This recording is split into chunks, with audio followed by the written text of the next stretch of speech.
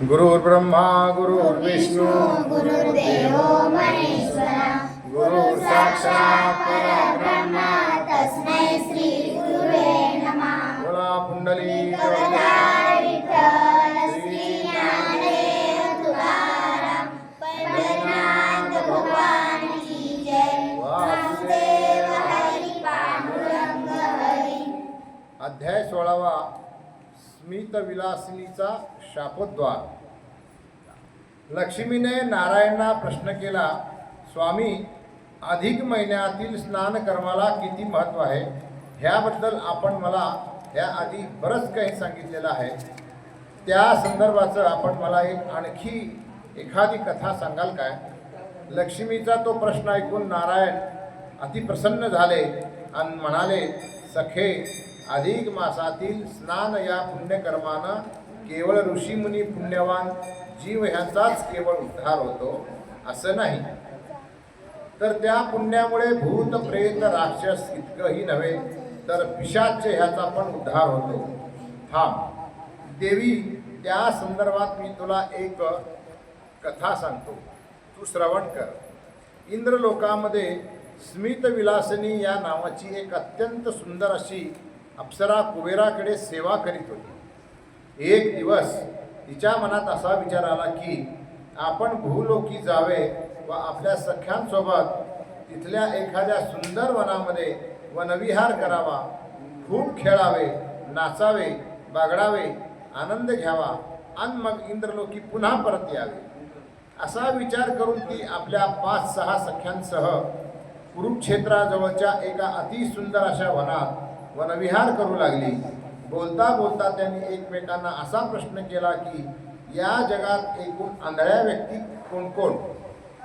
तेव्हा प्रत्येक आपापल्या परीने उत्तर दिले की जन्मांध, विषयांध, द्रव्यांध, कामांध, मदिरांध, धनांध असे अनेक प्रकारचे अंध स्त्री पुरुष हे जगात पाहायला मिळतात. आता ह्या सर्वात जास्त आंधळी व्यक्ती कोण? असा जेव्हा प्रश्न निघाला त्यावेळी स्मित विलासिनी एक सखी म्हणाली, सख्यानो, माझ्या लेखी तर कामांध स्त्री पुरुष हेच खरे सर्वाधिक आंधळे. कारण एखादा का अशी व्यक्ती कामांध झाली की मग तिला किंवा त्याला विवेक राहत नाही. अशी व्यक्ती ही अविवेकी, उतावळी, असंतुलित होते. आपण काय करतो आहोत, काय करायला हवं, काय करू नये याचा त्यास भानच राहत नाही. मनसोक्त वनविहार झाला, जलविहार झाला आणि स्मित विलासिनीने त्याच वनातील छान छान सुंदर सुंदर असे फुले वेचली आणि तिने त्याचा एक सुंदर हार तयार केला. स्मित विलासिनीच्या हातातला तो हार पाहिल्यावर तिच्या एका सखीने तिला विचारले, काय ग, एवढी सुंदर माळा इथे तर पुन्हा पुरुषांच्या गळ्यात घालण्याचा विचार आहे की नाही?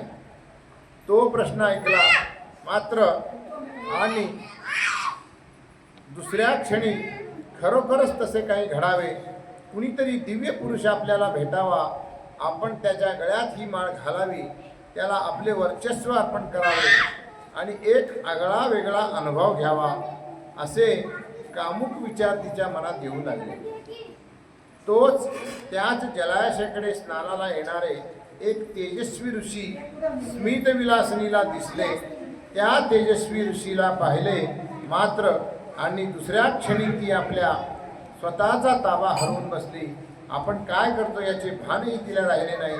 तो मोहित झाली आणि पुढे काय होईल याचा जराही विचार न करता तिने पुढे होऊन ती माळ त्या ऋषीच्या गळ्यात घातली. त्या अप्सरेची ती धिटाई, तो हार, ती कृती आणि तिच्या मनातील असणारी ती कामना, ह्या सर्वांचा त्या ऋषींना मोठा राग आला. ते एकदम संतापले आणि क्रोधित होऊन म्हणाले, हे रूपगर्विते, तू हे केलंस काय? अगं, मी दुर्वास मुनी आहे. हे पापिणी, हे कुठले तुझ्या ह्या अविवेकी दुष्कृत्याबद्दल मी तुला शाप देतो की तू ह्याच वनात विषाची होऊन फिरशील. तो शाप ऐकताच स्मित विलासिनी एकदम भानावर आली. तिला आपल्या अविवेकी कृत्याबद्दल मोठा पश्चाताप झाला. तिने पुढे होऊन दुर्वास ऋषींचे पाय धरले, त्याची क्षमा मागितली आणि तिने डोळ्यात पाणी आणून त्यांच्याकडे उशाप मागितला. त्या अप्सरेला आपल्या चरणी क्षमा मागताना पाहून दुर्वास ऋषी शांत झाले आणि तिला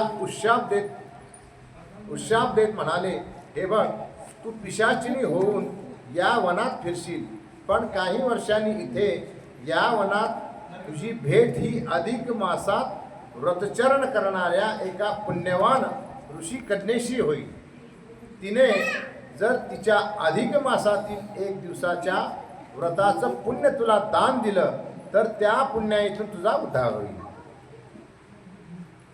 इतका उशाप दिला मात्र आणि दुर्वास निघून गेले व तिच्या सर्व सख्या त्या शापवाणी ऐकताच दूर निघून गेल्या. इकडे ऋषीच्या शापाने स्मित विलासिनीचे रूपांतर हे अक्राळ विक्राळ पिशाचिनीत झाले व ती त्या वनात भटकू लागली. कालांतराने एक दिवस याज्ञवल्क्य ऋषींची कन्या कांची ही त्याच वनात आली. अधिक मासातील गंगा स्नानाचे पुण्यपदरी गोळा करीत होती.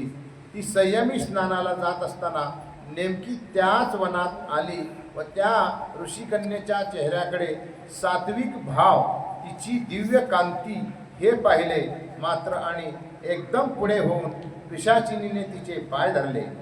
पिशाचिनी अर्थात स्मित विलासिनी त्या ऋषिकन्येला म्हणाली, हे तपस्विनी, माझा उद्धार कर, माझं कल्याण कर, या नीच योनीमधनं मला मुक्तता दे.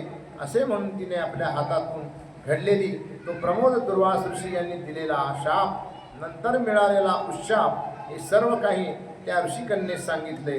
तेव्हा त्या थोर तपस्वी ऋषिकन्या कांची हिला स्मित विलासिनी हिची दया आली.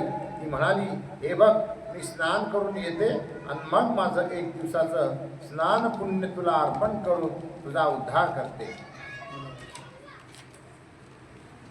ऋषिकन्या आपल्या सख्यांसह स्नानाला गेली.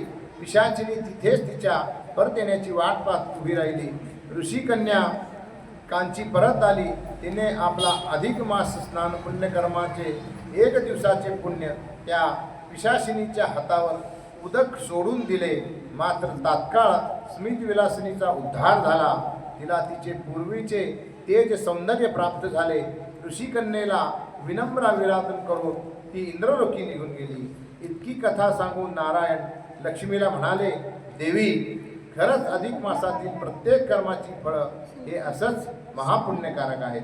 गोपाल कृष्ण भगवान की जय. वासुदेव हरी.